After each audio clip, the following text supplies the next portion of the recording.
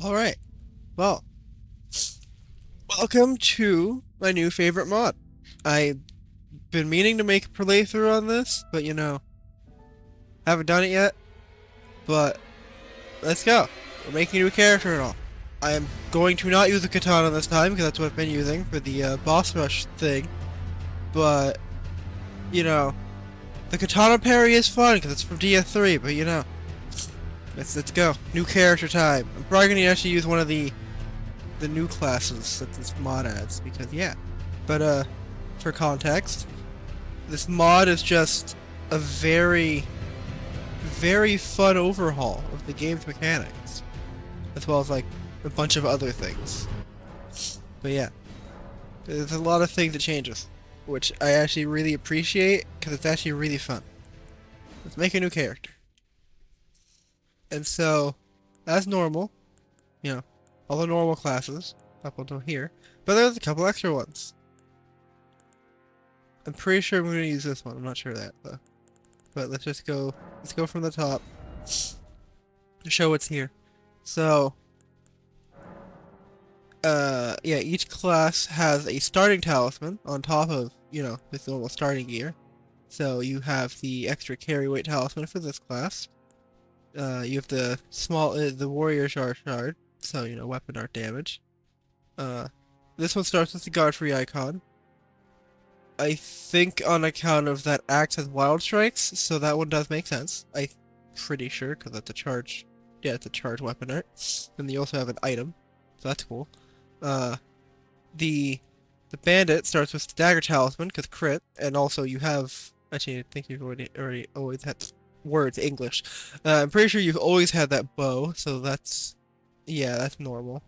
But it has bone darts and extra bones, so you can make more arrows and bone darts as well. Uh, the magic, the wizard starts with the small version of the Graven Mass Talisman. I think that's the right name for it. I don't remember. But yeah, the magic damage boosting, and then Faith has its counterpart to that. You start with the Turtle Talisman for the Samurai class, and some extra feathers. Don't really know what the feathers are for, besides, crafting, but like, you do only have that, so I think that's an item, but I'm not sure. I don't remember. I haven't touched it on the character, excuse me. Yeah, the prisoner has the FP reduction thing for weapon arts, because, poke. The confessor starts with the Radagon icon, so yeah, increased cast speed, which no, it actually does fit, at least I think. Yeah, it does fit a bit. Uh, as normal, wretches, just basic. You lose. No, wait, didn't have a shield. It's not Dark Souls 3. Didn't have a shield. Uh, it does start with sacrificial twigs, so that's funny.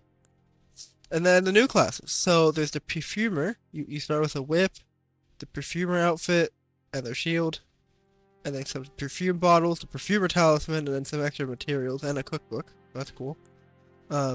Scout, they main a crossbow, and they have an axe, as well as the arrow. Yeah, it's the arrow sting talisman, and then also some bones, so you can make more bolts. This class is fun. At least it looks fun.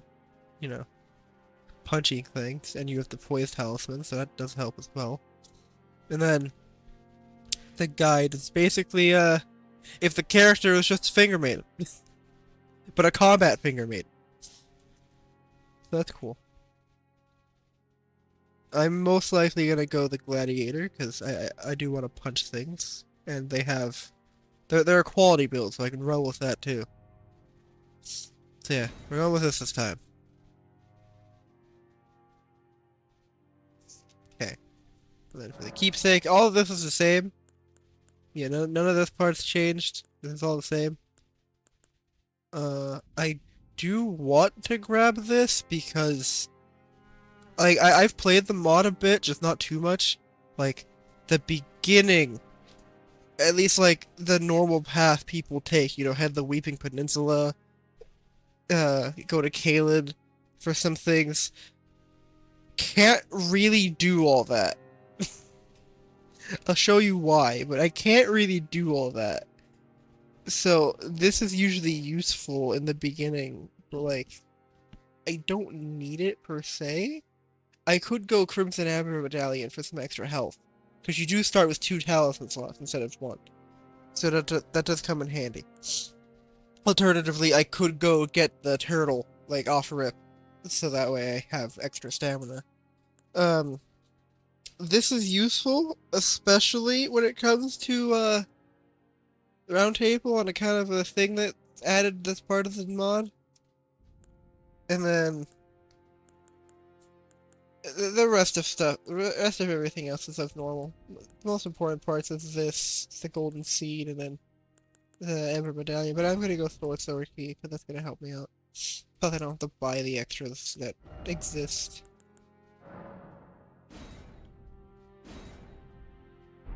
And then let's just name the character. Actually, what should we name the character this time?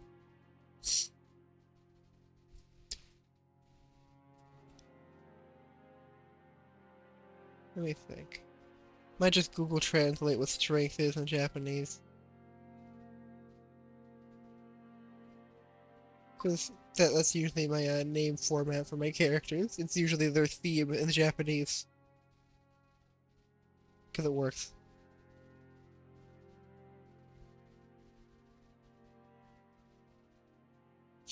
So, that's,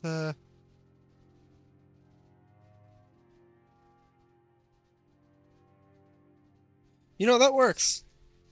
Actually. Yep. Suyaya. Or, Suyasa. Yeah, Suyasa. Suyasa. I'm probably butchering that, but you know, why not?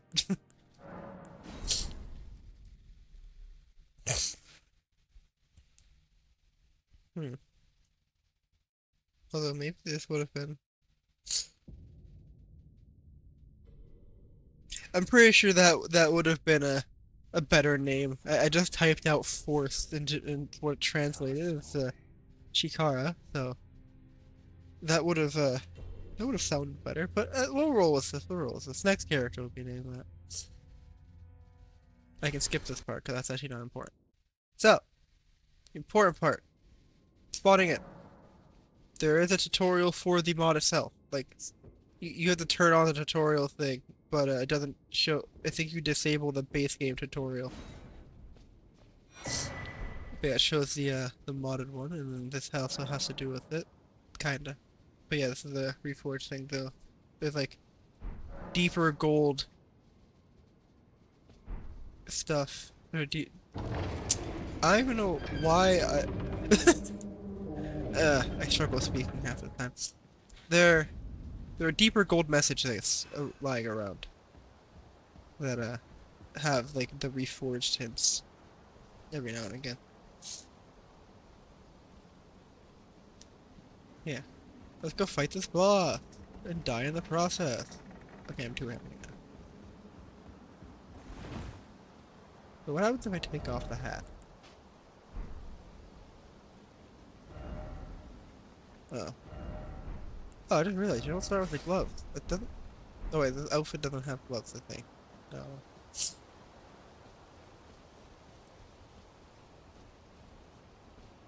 Why do I have the Shibiri throw effect on?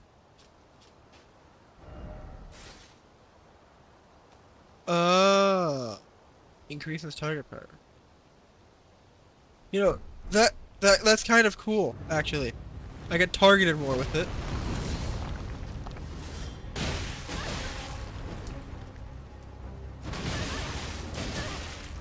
Well, that was the fastest loss that I've had. Not really. Actually, the fastest loss I've had was it jumped on me, and that one jump killed me. Anyway, so the important part is the tutorial cave is meant for this now. And don't mind where I put my flasks. I always have them there. But yeah, so there's a tutorial cave, as normal. But this one gives you the rundown of the mechanics of the mod.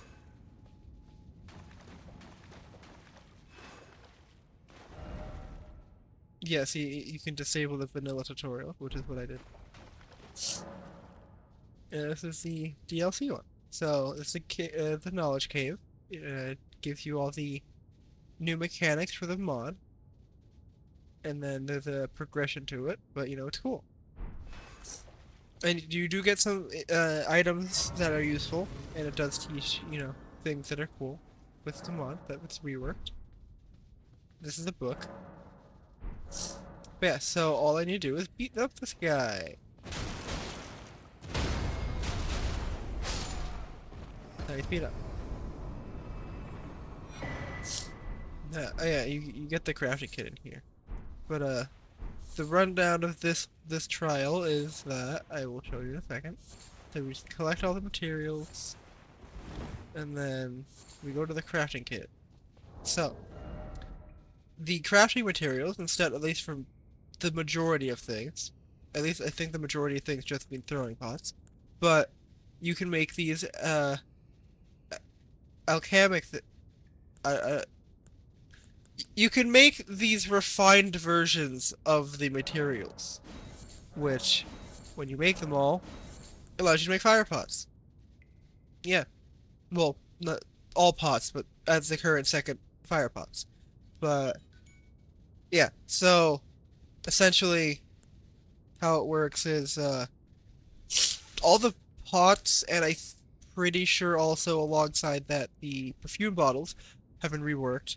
So they use all these, which in a sense makes them cheaper, but in a sense also doesn't, because like they're kind of expensive still. But like it does make it more interesting.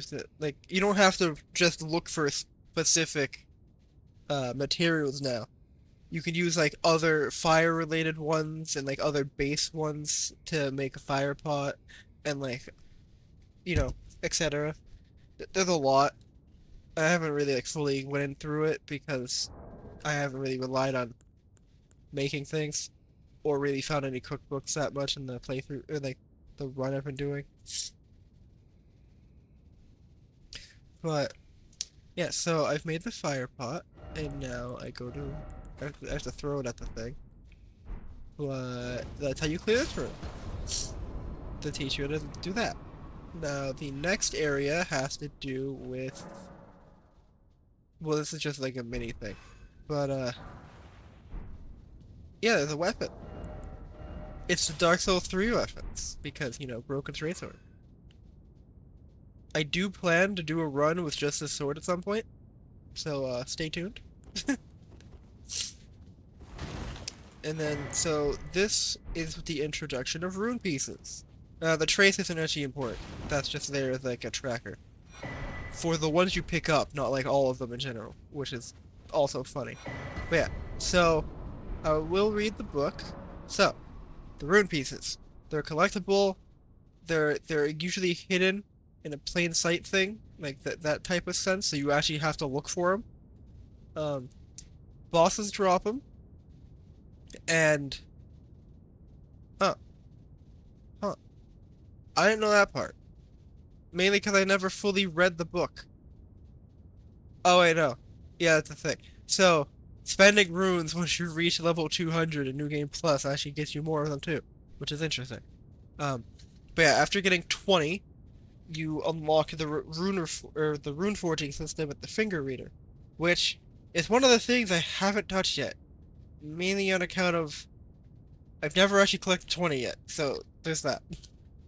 But I am close.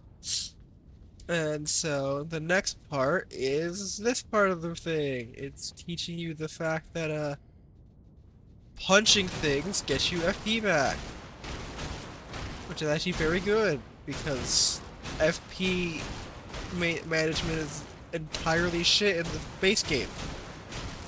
Like, it's literally not fun. But yeah, that is cool. Also, you may have been noting the white the white symbols every time I attack. It's explained right now. Or, oh, do I actually need to click the book? Yes, I do need to click the book for that one. Okay, if I figured that one would have been like an auto book. But yeah, so perfect attacks. So when you do the attack after a certain amount of time after the first attack, the white circle will have a red mark. That doesn't just apply to attacks, but doing that makes it so your attack is comes out faster, decreases the stamina cost. I think it does more damage. I'm not entirely sure about that part. Um, but I'm pretty sure it does more damage. But it is pretty cool. So like base attack, you know, normal speed. But if I time it, it comes out slightly faster, which is cool. And that's also the only way I'm hitting these guys.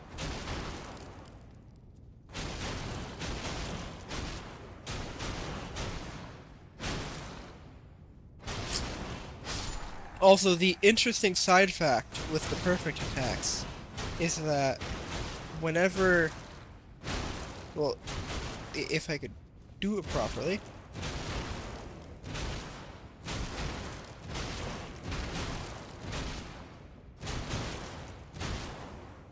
Okay, game. There we go. But the interesting thing is that I can't I can't speak today.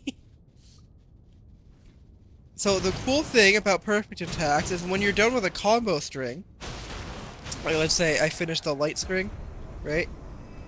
Given that there's like that short delay after restarting the light string, you can just immediately go back into the string after hitting that. So that's cool. There's also a rune piece over here, which I had discovered. Like I was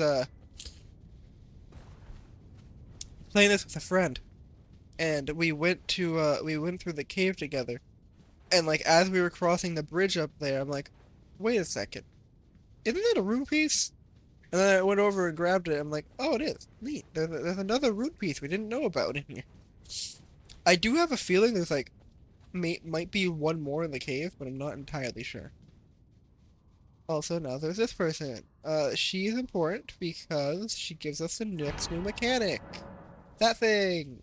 So there are these things called fortunes, and essentially what the fortunes do is, um, they like, they're like, um, I should probably just read the text instead of trying to paraphrase everything.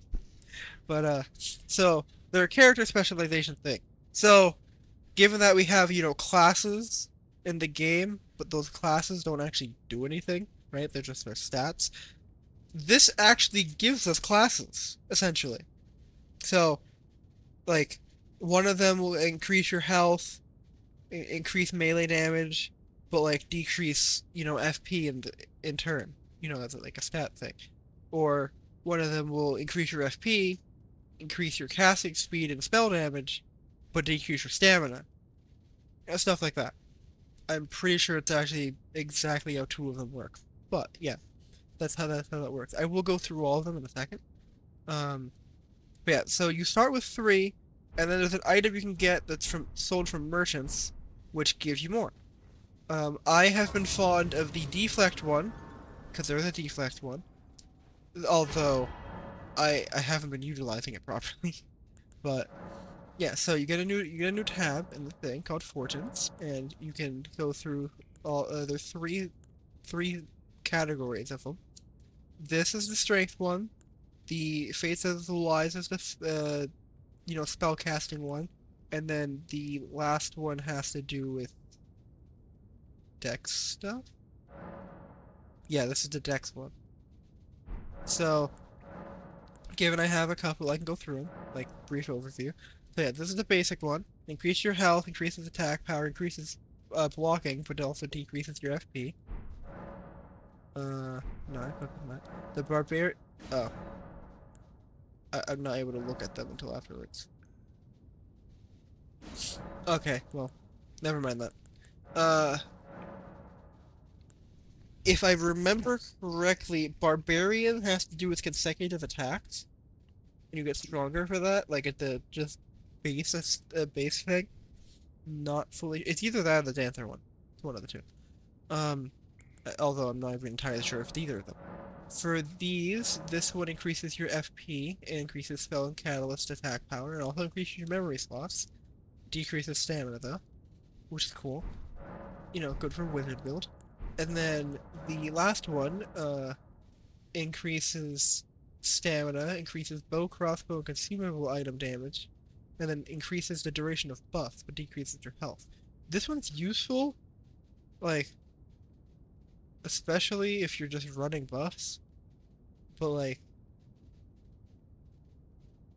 bows don't have buffs, so like, there's no really point to it. So, but I mean, like, it's the other aspects of it. Like, you don't have to use bows, but you can use it for like consumable power and stuff.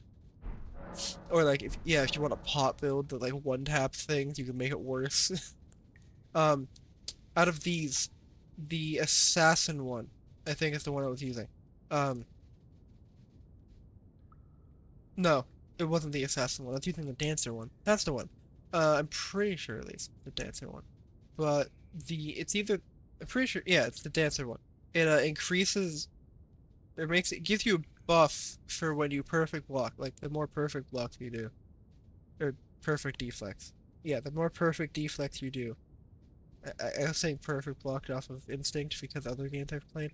But yeah, perfect deflect, and if you get 5 consecutively, pretty sure it's 5 consecutively. If you get 5 consecutively, it gives you an attack boost, and then every perfect deflect or just normal deflect afterwards, um, increases the duration of that. So that's pretty cool.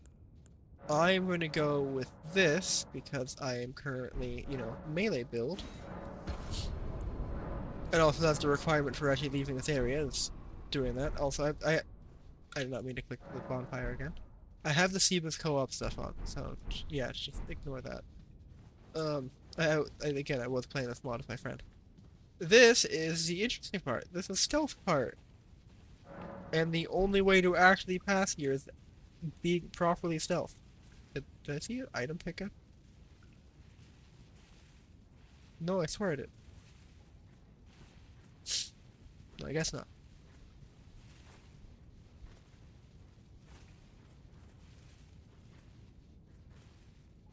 Okay, they both have to walk over here. He's gonna turn around. He's gonna turn around. I can go.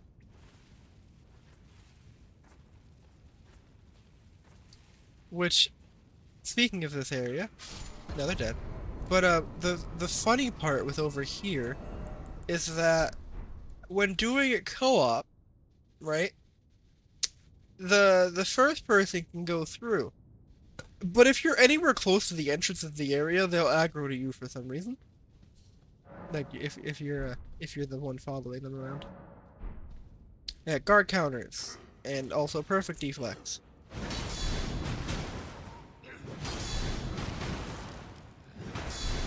I did that wrong. I still timed that wrong.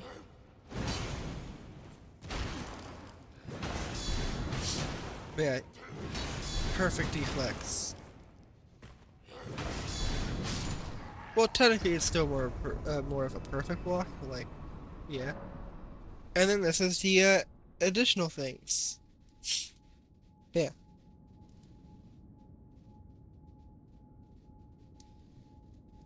So this is just like some extra parts. Also, speaking of which, when I said they're the ducking mechanic, we would have learned it in there, but I just wanted to show you guys now they're the ducking mechanic. It replaces backstep. Also, if you, like, let's say you attack. Wait, hold up, I need to time this right. If you attack, you can, you do the roll perfectly, you can roll faster. And then you can also attack off that, which is actually an interesting chain thing. You can, like, get away faster, which is cool. Now it's the end training part. So you can jump over attacks like normal. The only issue with this training part is it's delayed. So like I could jump at like as he does it, but out and if I land while it's gone, I'll still be hit. Like it's delayed. Okay, so this is the ducking part. Just gotta weave.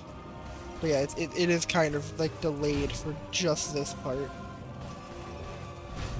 Like any other instance of using this, it actually is like proper, but like this one's kind of delayed.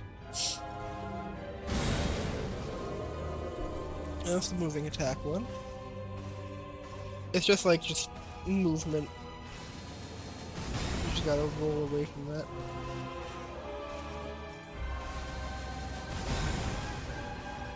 And then there's another thing I'm going to show you guys afterwards.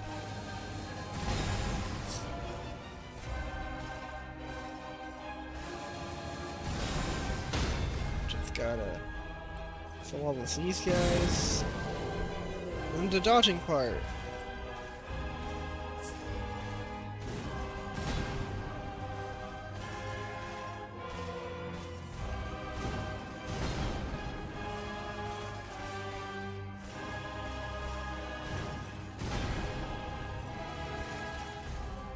And you're gonna die in a second. I don't really understand why it takes 4. But like, I mean, I guess it's just for reinforcement of learning the inputs. Now I have to do all 4 at once. Okay, what are you gonna start with? 1. Okay. Okay. I'm going to try this with not getting hit. Take that. That's 4. 5. I'm just gonna count every time. Successfully. 6. You have yet to stomp. 7. Oh no, I think it's 8 yet. As I said, it's really delayed. Now I'm at 10. Also, he starts rejetting now.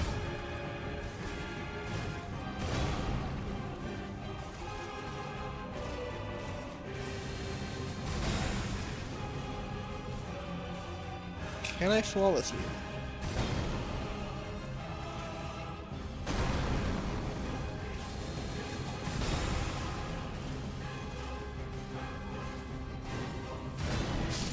Huh. Neat. That's the first time I flawless him. And then, yeah, bosses drop rune pieces. So that's cool. That's how I got it. That's the exit. I do like how this how this area looks though. And given that Seamless allows you to evade anywhere, and you can use Seamless with this mod. Pretty sure if you were fighting someone, that would be a good little arena. And then there's this, which I don't think actually does anything useful. Ah, it does do something useful. Strengthens roar attacks. Yeah, so I'm pretty sure a decent chunk of the armor and stuff has, like, unique mechanics. I am gonna put that on, because I do need gloves. But, yeah. It's all pretty cool. I enjoy this mod a lot. This mod's really fun.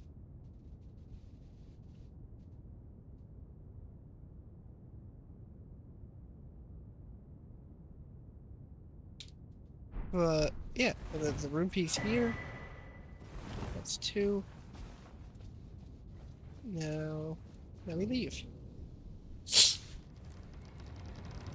Also, interesting fact, bonfires in caves, yes, I'm gonna call them bonfires, do not at me.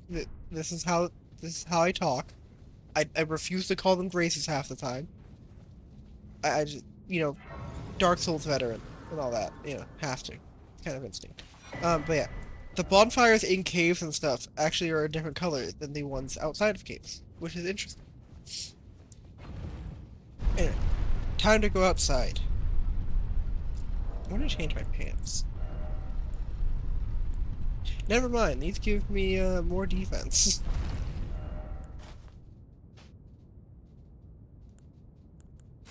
Oh yeah, the other thing I was going to show you. So, taking off the hat is actually a good good way to showcase this part. But, so if I dodge now, I have the Bloodborne dodge! Yeah, so being light load, which in the mod's terms it's nimble frame, gives you Bloodborne dodge. Balance frame is medium load, so that gives you the normal dodge. And I'm pretty sure, heavy load is just heavy load. So that's normal. Oh, hey, look, it's the bitch. But yeah, this mod's really fun. I'm probably gonna leave it here.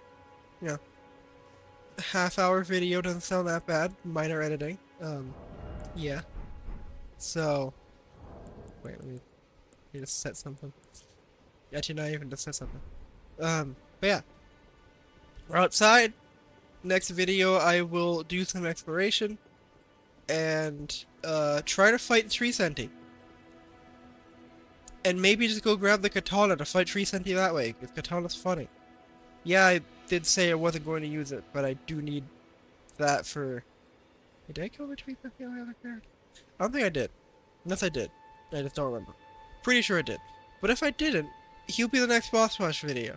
The Tree Senti. Because that's going to be fun. But, yeah. So, thanks for staying around. I will see you next time. Peace.